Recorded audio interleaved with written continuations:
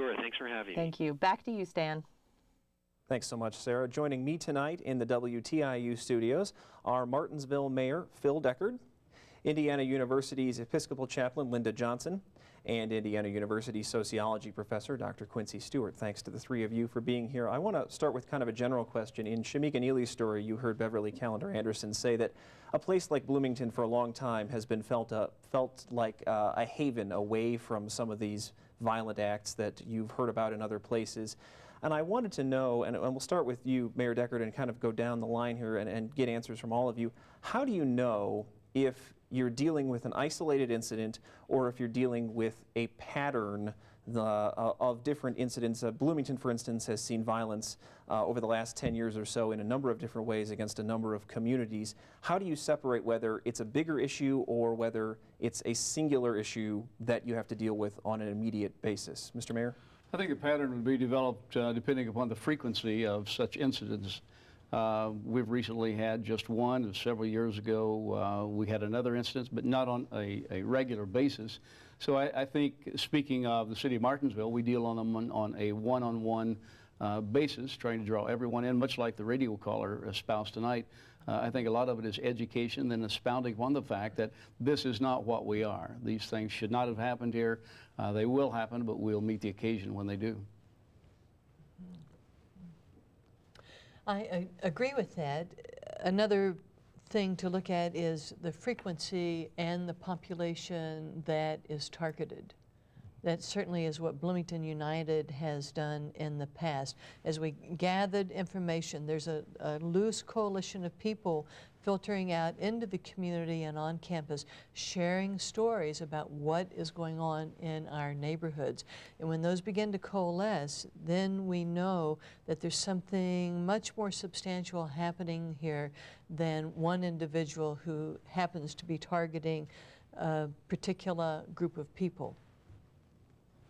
I agree in the respect that we don't see these things happening frequently. And one of the things that sort of jumps out at me is that we often come together when we have these incidents. But there's, underneath all of these incidents, there is this undercurrent of what some may call microaggressions, that are things that are happening on a daily basis in interactions, and social interactions constantly, where the different groups are made to feel more comfortable or less comfortable in a certain environment. And these things don't often come up in public conversations. They usually come up or are brought to the forefront when an event like this happens. Until an event like this happens, they're sort of in the background. Let me start with you, Dr. Stewart, and come back this way for the second question, which would be something that Sarah asked Mr. Bernstein about, and that is, in a place like Bloomington that strives to have such a diverse community and tries to bring in people from many, many different backgrounds, is it possible that in being so diverse, you in fact open up the community to different intolerances between groups that you may or may not have thought of just because you're trying to include everyone? Well, there is the argument that the contact between more individuals from different backgrounds exposes different persons to such an array of individuals. It could create this tension between people. But for our purposes as a university, this is a good thing. We want to begin to bridge these divides. We live in a larger society than what we see in local populations from the places where our students come from. And so even though that it may be more likely to come in contact with a person who doesn't look like you here, these are things we need to address. And so I think it's a good thing that we're addressing these sorts of things. And it's something we have to come to grips with. And not just the word tolerance, it sort of strikes me the wrong way, but acceptance, to be able to accept an individual and look at this individual and realize that they are just like yourself. Other thoughts? Yes, I'd very much like what you had to say and concur that for many of our students here at Indiana University, this is the largest global village in which they are ever going to live. And this may be the only opportunity that they have to live life in a situation where they get to encounter multiple ethnicities and religions and such, and learn how to live in peace. And not just tolerance, but peace and acceptance. The greatest barrier to that, I believe, is fear. So that if we can help our students and people at the university and in town as well articulate what is it that you might be afraid of, that is a step towards overcoming the things that we have experienced here in the past. Because overcoming fear develops relationships. Mr. Mayor, a quick thought from you? I think that's true, and in your case, of course, coming from a larger area, you have more to draw from. Where in Martinsville, or a smaller community, I think the instances are of a smaller nature, and we probably have less to dwell on in the larger communities, but I think it all fits in. I want to get back to this discussion in just a minute, but right now we have to go back over to Sarah Whitmire in the WFIU studios. Sarah? Thanks, Dan. I'm joined now by Jeff Lorick. He's the director of the Terre Haute Human Relations Commission. And Jeff, I just want to begin by talking about what really is the minority population in Terre Haute. We're probably about 6% African American, probably 3% other minority groups in our community. Okay. And you've been listening to the discussion here. So we're talking about the infrequency of these sorts of events happening in this area. But you sort of have a different take in saying maybe we shouldn't be focusing so much on the infrequency, but talking about why. Well, in our community, we've had a few of these incidences occur. And I've been called out on several instances.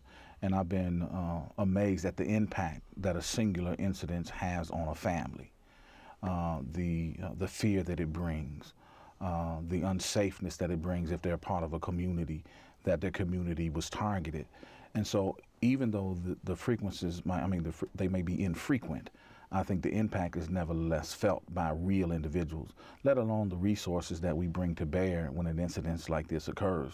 You know, we bring together groups in our community like the NAACP and other groups, and then the police come in and do reporting, and then the mayor gets involved. And so there's a lot of resources to be brought to bear, even though the incidences are infrequent.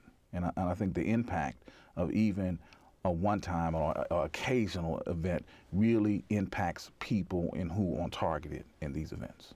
Now, how does Terre Haute approach these sorts of incidents, and what sort of proactive measures do you take as well? Well, in terms of proactive, we try to, I know my own agency, the Human Relations Commission, we sponsor a diversity writing contest in our elementary schools. We've introduced a diversity component to our fifth grade in elementary. We have different programs with young people to try to, as they grow up, to embrace the ideals of different people, different cultures, different places, and to have respect for all. And so those are some of the things that we do in a proactive way. And then the other thing we do is that we have coalitions that come together and discuss the climate and the atmosphere of our community. Okay. Now, what sort of challenges do you think Terre Haute faces? And are those challenges similar to what we're seeing across the state, or does Terre Haute face its own unique set of challenges? No, I think our challenges are the same that are across the nation. And part of that problem is that we don't come to the table and have real conversations over the issues of race. We don't have real conversations over the issues of fear, which is what I heard articulated earlier. You know, we're supposedly and allegedly living in a post-racial society, but yet these kinds of incidences come up over and over again.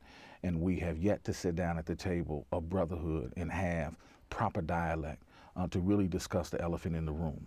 You think it's a taboo subject then? I think it ignites passions and feelings from individual groups who have experienced these kinds of events and also have an historical reference point in terms of racism and discrimination. So how do we start those discussions? I think it's an old cliche. When you come into a room, leave your ego at the door. I think we have to leave some of our old concepts, our own prejudice, our own preconceived ideals about racial groups and people, and leave them at the door and come in and have open and honest dialogue about the things that are really going on in our community and how they affect us at our core. Sure. Okay. Well, that's all the time we have for Jeff. Thank you so much. Back to you now, Stan. Thanks, Sarah.